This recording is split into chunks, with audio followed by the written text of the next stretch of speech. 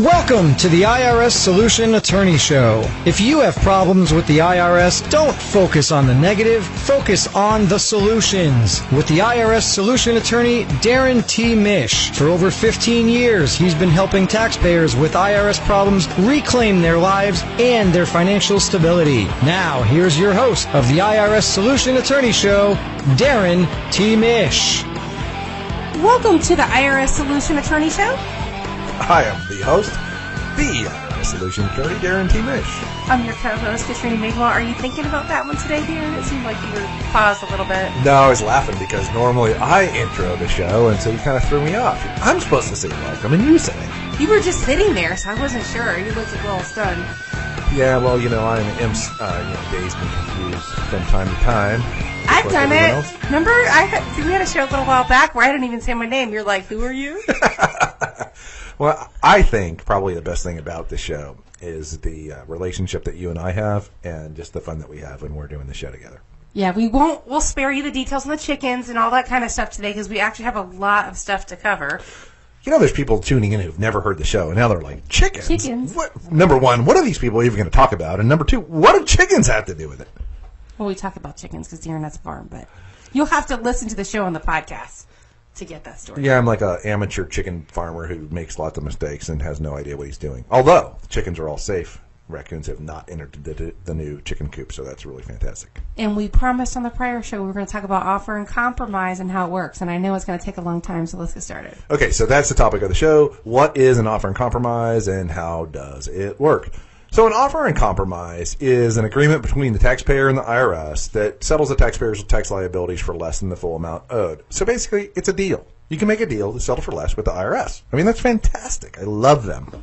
Yeah, well, I mean, they have to, right? Because we talked about how you got to get the taxpayer back in the system, so they have to have some type of resolution. Yeah, so real quickly, let's talk about the philosophy of why the IRS does this, because we get a lot of hate mail, or I do at least, about, when I post these success stories about how, a client owed $200,000 and we settled for 22 cents. Now, that's an exaggeration, but, say $2,200. That's not an exaggeration. I get hate mail about, hey, I had to pay my taxes. I owed $8,000 and it's really unfair and so on and so forth. And you know what? I love the haters. I actually agree that it's unfair. I do. I love the haters. I agree. I love the haters too, because what they're not understanding is the more, especially in social media, the more social media hate they heap on me, the more their friends see what I did. Yeah, and the likelihood of one of them having a tax problem is pretty good. It helps. So that's what's so great. So I am developing a thicker skin, okay? I'm not going to say I've always been thick-skinned. No. I'm not particularly thick-skinned, well, it's not easy. It's not for me either, but there's a little bit of amusement in this, the fact that I think we should do at least one show quarterly, Darrin, that's all about the haters. The best of the haters. That'd be fun. I'd probably enjoy that show more than a lot of shows that we do. But anyway, back to the offer and compromise. So who is an offer not for? Well, an offer is not for taxpayers who can fully pay the liabilities through an installment agreement or other means because they won't qualify for an offer and compromise. So back to my hater example here. The person who says, well, I owed $8,000 and it was really hard and I had to pay it and it's not fair. Okay, I'll grant you that. It's not fair. My mother, who's still alive and I love her to death, always used to tell me when I was a kid, life's not fair. And that's true. It's not. Right. But they have the means to pay for it, so they're going to have them pay it. Yeah. Right? If you owe $8,000 and you make, $100,000, you've got $8,000. You can pay $8,000 either in a lump sum or, probably more typically you could pay that in an installment agreement of less than $100 a month, and it would all work out just fine. So it's not for those people. Okay. An offer and compromise. Think big tax liabilities. So I would say $25,000 and above, and to be more realistic, more like $50,000 and above. If you owe $200,000, it's actually a little bit easier than if you owe $25,000, but that's who an offer and compromise is for. And that's all relative, correct, right, to their income? Yeah. If we're based in Tampa, Florida, and the Tampa Bay area is not a particularly high-income place, I do offers for taxpayers in all states. Frankly, if you live in San Francisco, where it's very expensive and the cost of living is very expensive and people earn a lot more money, then all the numbers that we come up with for examples today, they're all going to be skewed up. Okay. So $100,000 in San Francisco, California is like almost poverty level. Right. Right. And $100,000 in Tampa, Florida is not poverty, but it's not rich, but it's like, enough to pay an $8,000 tax bill. Yeah, I'd say it's solidly middle class. Don't you think $100,000, annual? You're way above the median income for the area. Yeah, the median income in Tampa is like $50,000 or $60,000, and so 100 is pretty good. So we talked about who does not qualify. Who does qualify? So in order to qualify for an offer, you're going to have to file all your missing tax returns, and we talk about that all the time. You got to catch up on your returns. Most people who come in with a big tax problem have some unfiled tax returns, and they're really blowing it up into a bigger deal emotionally than it needs to be. So they have to file all of their tax returns that are missing, going back at least 6 years. If you owe, or if you have unfiled tax returns more than 6 years old, then there's a chance you won't have to file those really old ones. You have to make all of your required estimated tax payments if you're self-employed. Now, I don't have a lot of time to devote to this, but basically we have to show that you're making your estimated tax payments. So if you come to me in June, and so we're halfway through the year, and we got 2 estimated tax payments due, you've got to make 2 estimated tax payments. And we'll help you figure out what those are and how much they are and all that. But if you come to me in December, we're going to wait till the next year to file the offer, because you have to make 4 estimated tax payments, and most people can't afford to do that. So in the first quarter, it's going to be the best time of year to file an offer, and the fourth quarter, arguably third or fourth quarter, are going to be one of the hardest times of the year if you're self-employed and have to make estimated tax payments. So we're going to go ahead and try and solve that dilemma right off the bat, and it's so variable and so unique, I can't really explain it here on the radio. But we can make another show about it. We could. In most cases, the IRS won't accept an offer in compromise unless the amount offered by a taxpayer is equal to or greater than the reasonable collection potential, or RCP. So let me explain what that means. Okay, that was a bunch of lawyer talk. So there's a formula for what we call an offer based on doubt as to collectability, and we're talking about a cash offer right now. Okay, a cash offer is payable within 5 months of acceptance of the offer. It's important to understand that these offers take a long time to be accepted. They take a long time to be worked. On average, an offer in compromise is going to take somewhere between 6 and 18 months from the time you file it before the IRS comes back and says yes or no. So you got some time to save and plan and prepare. You got some time. So basically, the offer calculation is pretty simple. It's based upon relatively simple math. It goes like this. Your monthly disposable income times 12 plus your assets equals the amount of your offer. So let me give you an example.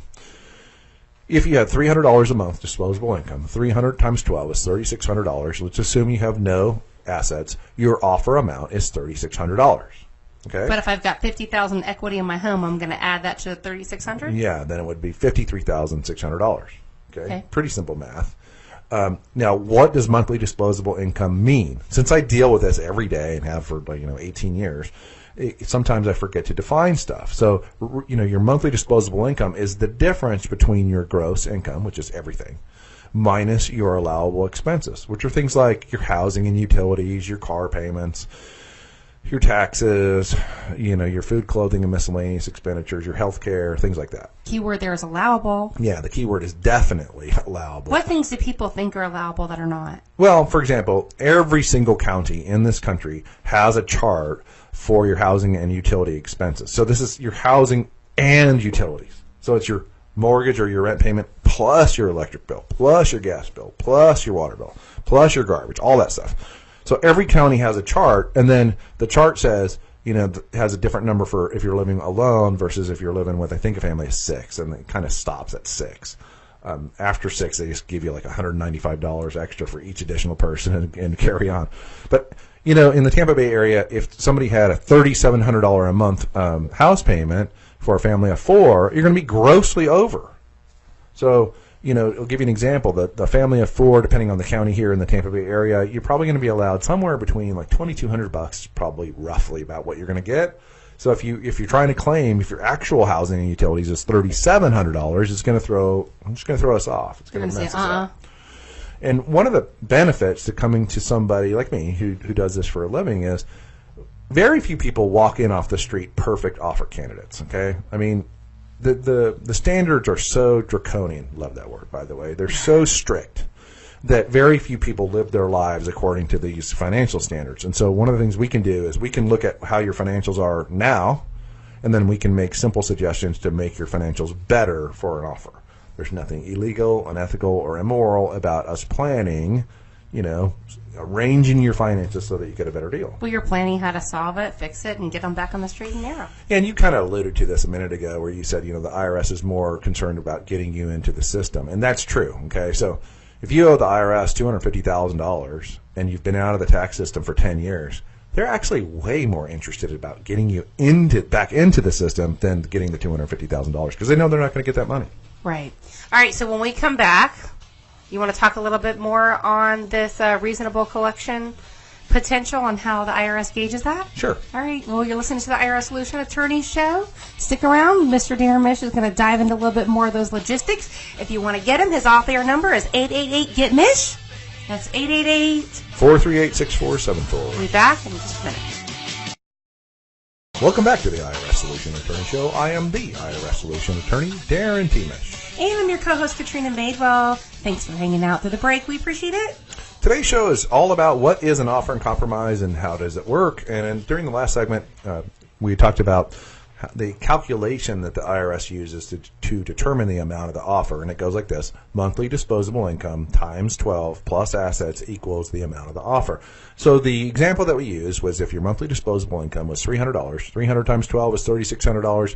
Let's assume no assets. That would mean that you could settle your case for $3,600. Now, there is one exception, and the exception is if that $300 is enough to full pay the liability within the amount of time left on the statute of limitations, then you're not going to get a deal.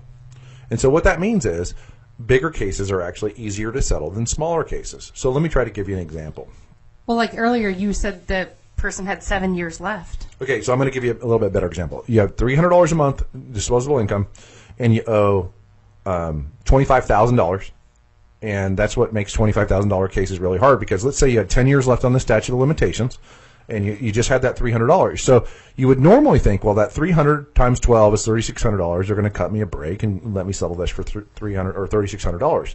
Well, that's not the case because 300 times 120 months, so 10 years, is actually $36,000. And since $36,000 is more than $25,000, the IRS is going to say, no deal. You don't get a deal because you can afford to full pay us within the amount of time that we have left to get the money. I think that's the thing that people don't realize when they see some of the stories and hear the train wrecks is that, there's this one little nuance that really makes a difference. Yeah, and that's why my niche is actually people who owe higher amounts of money. I mean, when somebody comes in and they make, $80,000 and they owe $25,000 to the IRS and they're all upset about it, and I totally understand why they would be upset. And they want me to wave my special IRS magic wand and make it go away, that's a really hard case. The $25,000 case is really hard. Now, the $250,000 case under those same fact patterns is not as hard. And I know that's counterintuitive, and I know it doesn't even sound right. But the way the system works, it is right. And so that's why you're going to hear me say, have so many train wreck of the week segments where I talk about my success stories where the numbers are really big.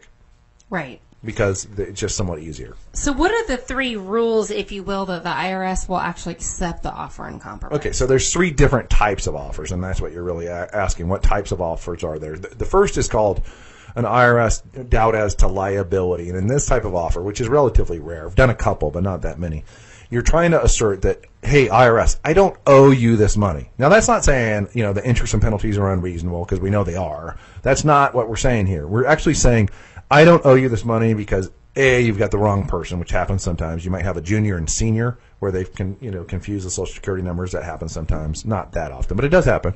Or it might be where, look, I've already paid the money. And that does happen. And so that would be sort of the ideal circumstance to file an offer based on doubt as to liability. Curious question. What about that train wreck that we had before? Remember where we said that the guy sort of changed ownership interest or sold the company, and then he worked or acted as a contractor through the company, but he still owed some tax debt? Would anything like that play a role? It probably would not have been a successful offer based on doubt as to liability because in that particular scenario, that gentleman had a couple different opportunities to appeal.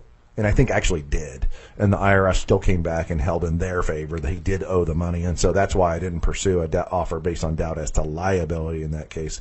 What we did in that case is the next kind of offer, which is a doubt as to collectability. And that's pretty much exactly what it sounds like. The IRS doubts their ability to collect the money, and so they're going to make you a deal. And that's why that exception kind of makes sense. Right. There is no doubt as to collectability if you can full pay with monthly payments within the amount of time they have left.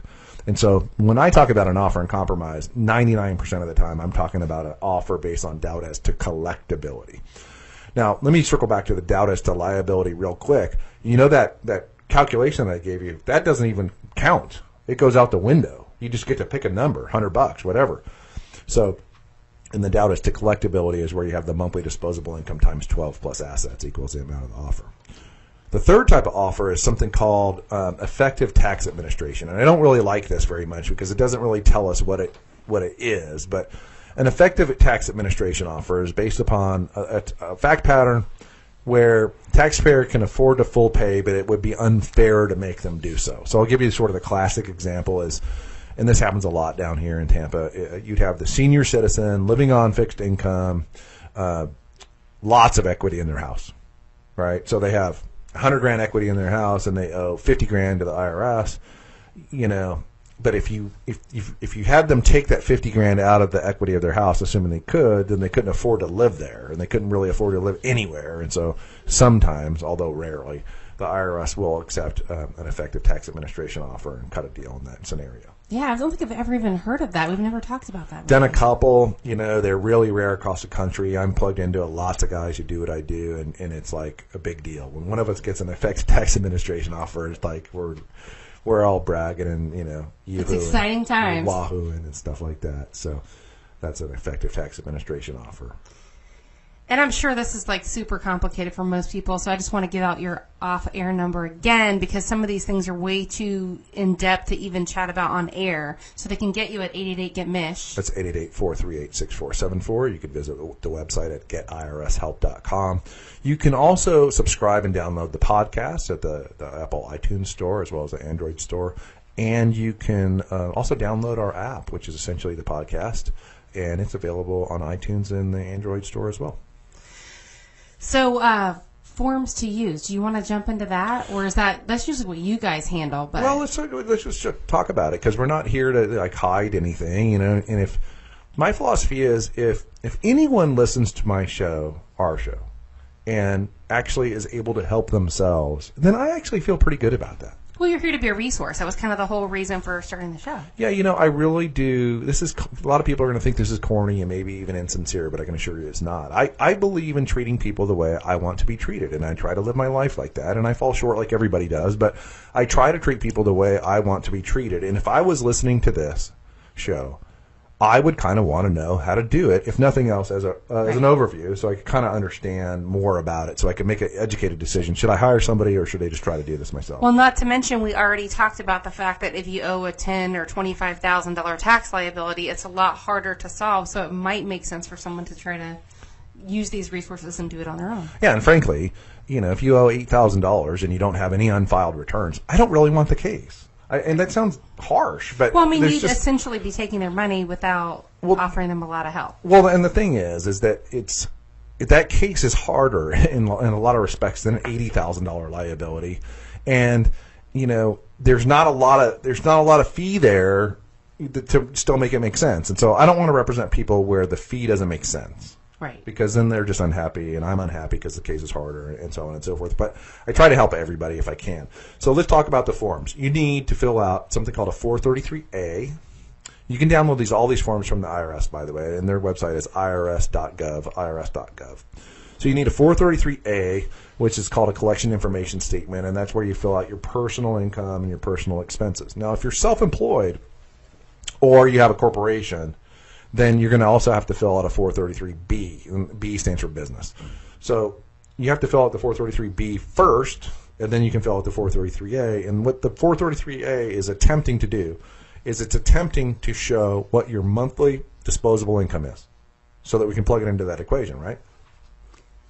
And then once the 433A and B are done, then you're going to need to do a form for 656. So a 656 is the form for the offer based on doubt as to collectability and the offer based on effective tax administration. If you want to do one of these doubt as to liability offers, then you do an offer or a form 656-L. Again, really rare, but there are times when it's come up. Every one I've ever filed, I've won because I knew that my taxpayer was not liable and I could prove it.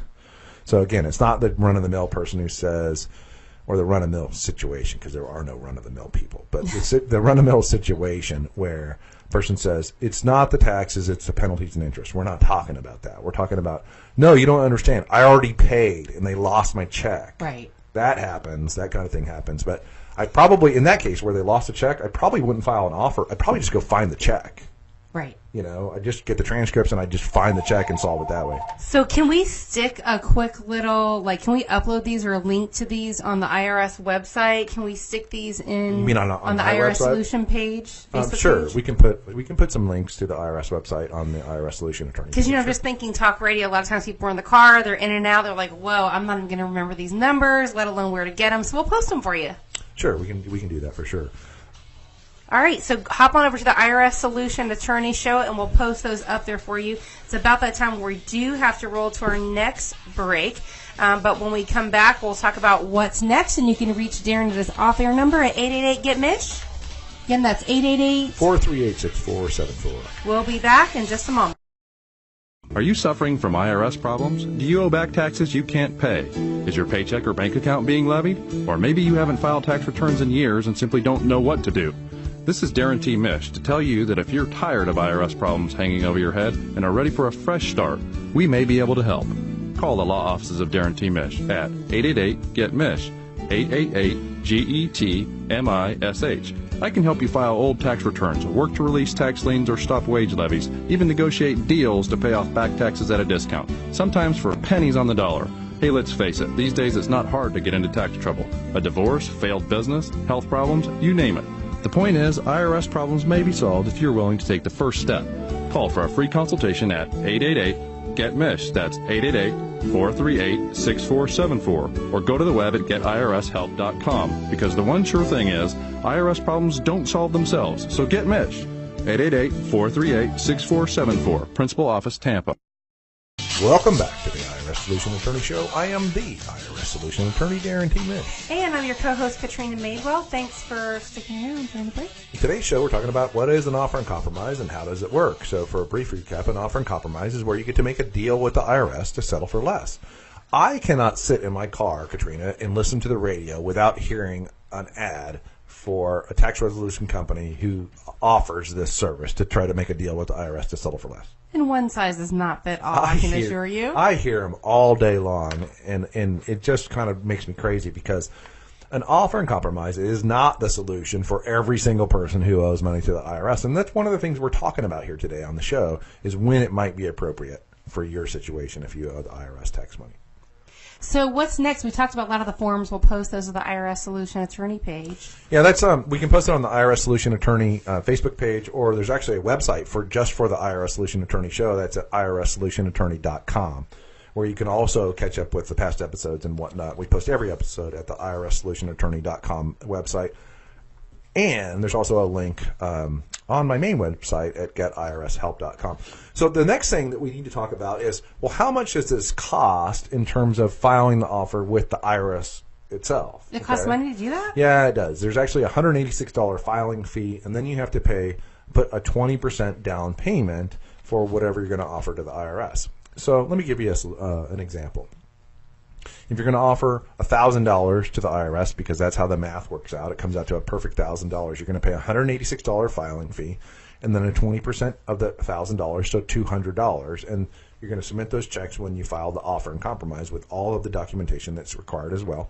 And then the IRS is going to sit on that for between 6 and 12 months.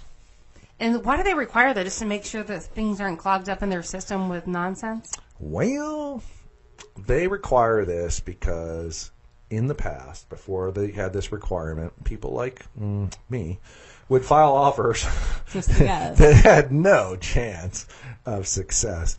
And it's buying you time, right? Your clock could be running out. Because it does stop the statute of limitations from running, which is bad, but it also prevents all collection action from happening, which is good. So before they changed the rules, I think in around 2000, I don't remember, in the 2000s, they changed the rules. Before that, we would file offers, and it would take the IRS 3 years, 4 years, like forever, to even get in touch with us.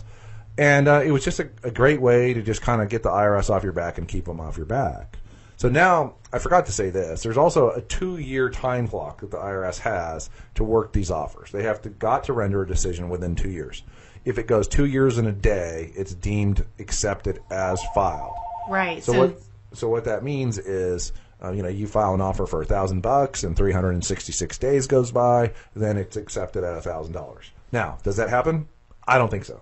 I really don't. I've never heard of it happening. Never happened to me. I got real close on a case recently. I think we got to the 23rd month, and my client was real excited. Hey, we're almost there. I'm like, it's not going to happen. It's just not going to happen. They're going to issue a denial and give us our appeal rights, but they're not going to let the time blow. They have computers too. And that's probably someone's job, right? If they roll over that it's time. Probably multiple people's job to make sure that doesn't happen.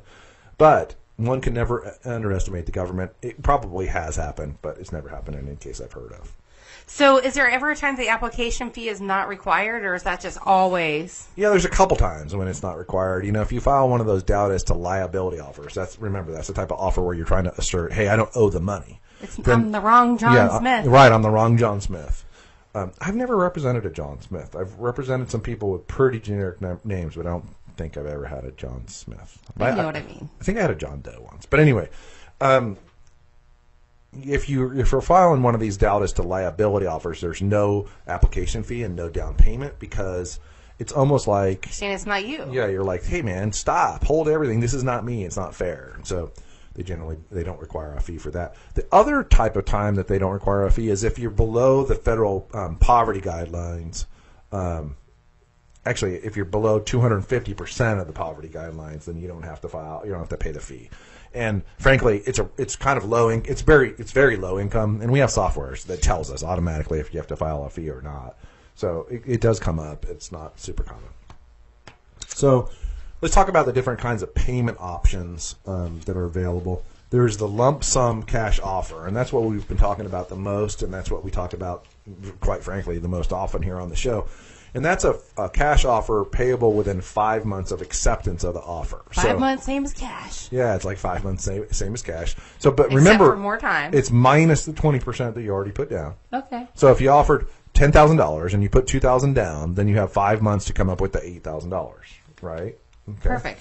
So that plus whatever time it took them to actually get to it, right? Yeah, which is probably a year or a year. So 5 months doesn't start until that time. Exactly. So it starts quite a bit, later down the road.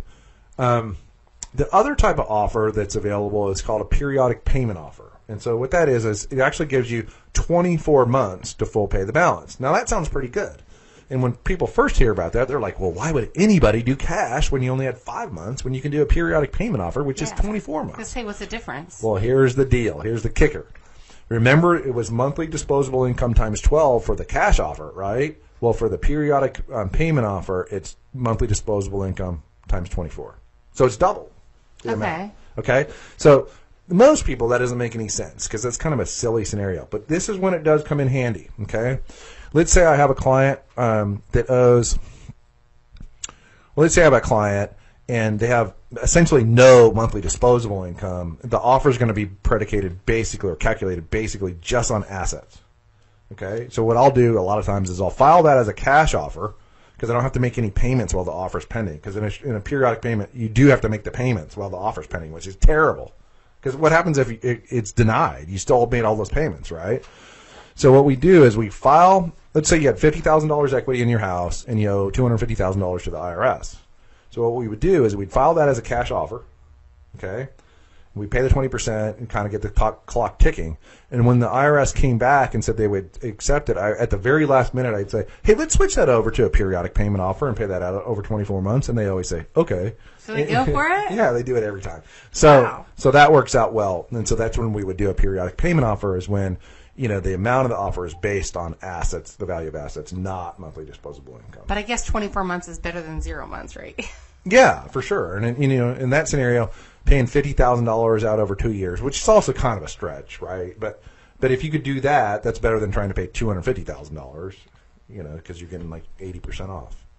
So do they have to suspend their collection process and everything while they're in the middle of this? While the offer is pending, they have to suspend collection. So that means they're not going to levy you. They're not going to, if they haven't filed a lien, they're not going to file a lien, which is good. and they're basically going to leave you alone while the offer is being processed. And sometimes offers are filed that just seem kind of fantastic. They seem kind of like unrealistic. And to the IRS's credit, they stop all collection action and they allow that offer to be worked completely.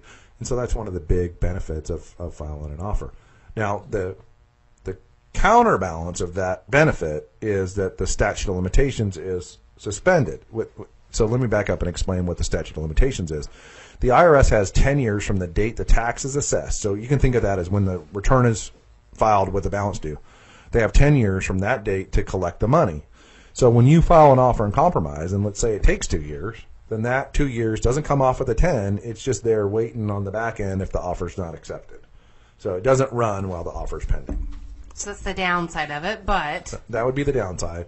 And so if you had 8 months left on the statute of limitations and things were kind of going okay, then you probably wouldn't want to file an offer because, you might because the IRS is going to realize they only have 8 months.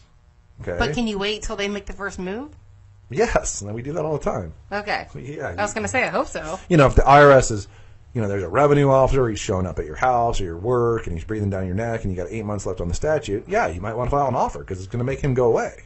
But if they're not calling you or not levying you, not bugging you, you probably don't want to file an offer in that scenario because the time's going to run out. So I imagine, once you roll through this 12 plus months later, there's a little bit of negotiations going on, right? Back and forth. And so what's acceptable, what's not? Yeah, what usually happens is I'm going to lowball them. So I'm going to offer them, $250 or $500 because that's how I do things. But also because the 20% of that number is lower than a bigger number, right? And also in any negotiation, you can only go up. You're not going down. Right. So I'll start out low. Let's say I offer $500, and if they come back and they say, "Well, Mr. Mish, we can't take $500, but we can take $2,246."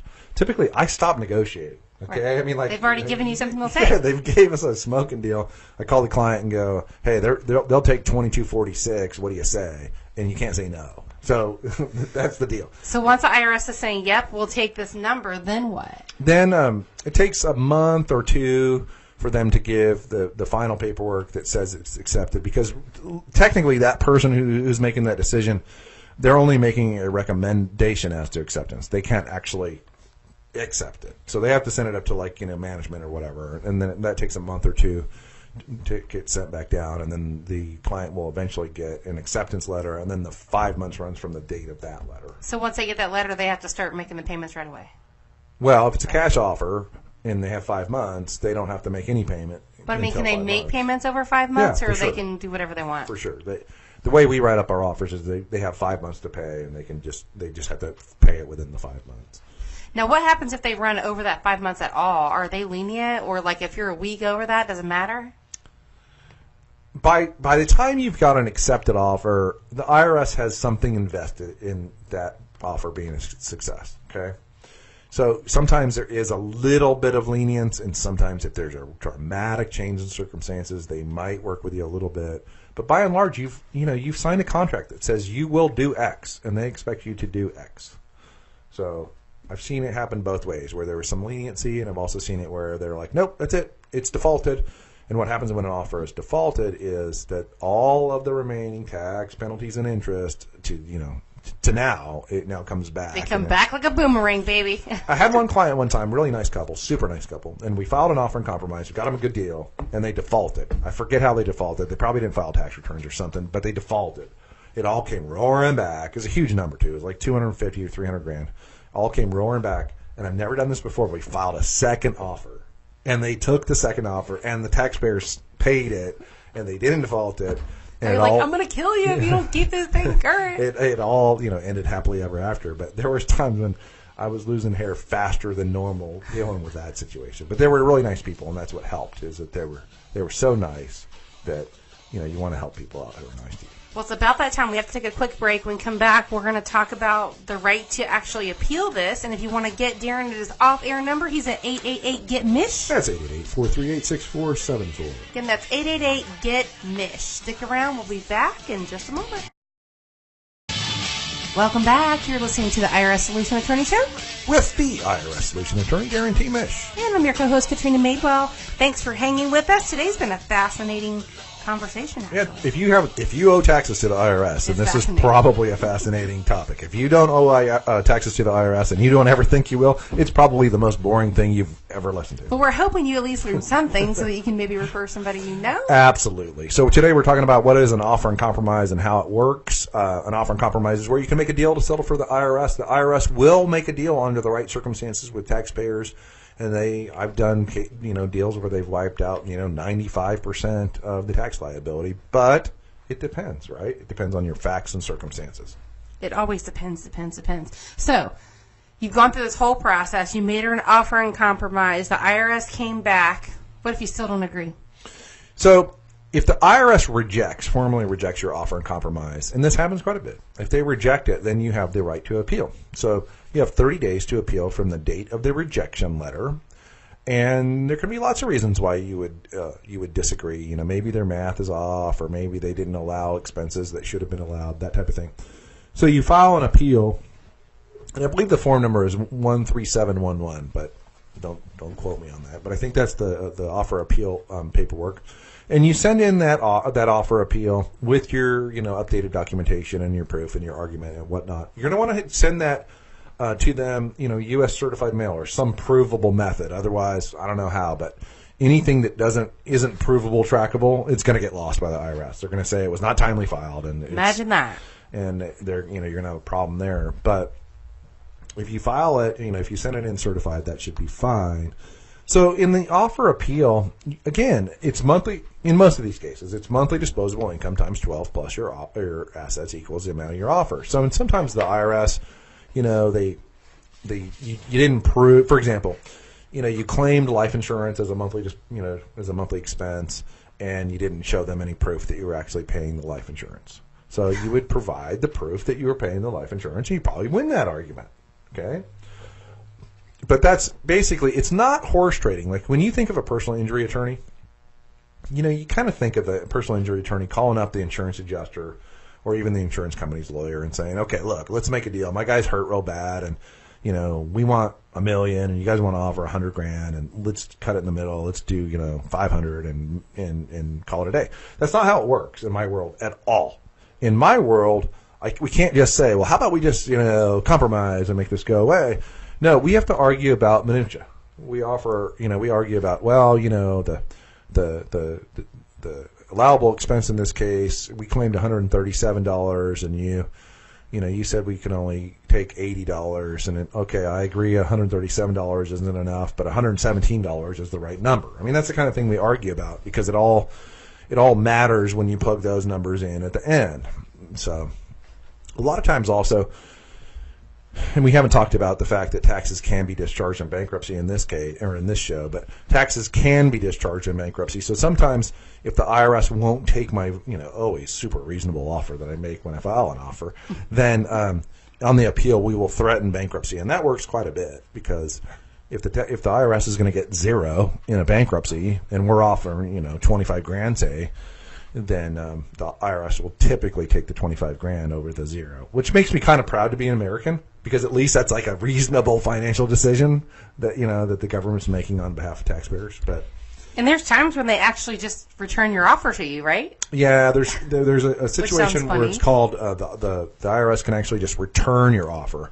A return does not have appeal rights, and let me give you an example where an offer could be returned. Let's say you file your offer in 2015 and then you don't file your return in 2016. Well, they're going to give you a couple weeks to file the 2016 return, and if you don't, they're going to return your offer, which really stinks because you're not going to get appeal rights and you're going to have to start all over if you're going to file an offer and compromise. We don't usually let this happen to our clients, but there are some clients that just you can't help it. I mean, I can't file their return if they don't give me what I need to prepare the return, and so there are some offers that just get returned. And so there are some additional information and just resources out there as well, right? Yeah, you can always go to the IRS website at irs.gov, or you can visit our website at irssolutionattorney.com, and you can get a link to the IRS's website. But there's what they call the pre-qualifier tool on the IRS website where you can kind of plug in your numbers, and it will kind of tell you if you qualify or not. But I don't like the tool, and here's why. because you don't know, as a taxpayer who doesn't do this all day, every day, you don't know what numbers to plug in to that tool to tell you if it's a good deal or not. So I would say many people go ahead and file, or say they come into the office and they say, well, I already did the pre-qualifier tool and I don't qualify. And we're still able to do it because we can make little changes and tweaks and things like that.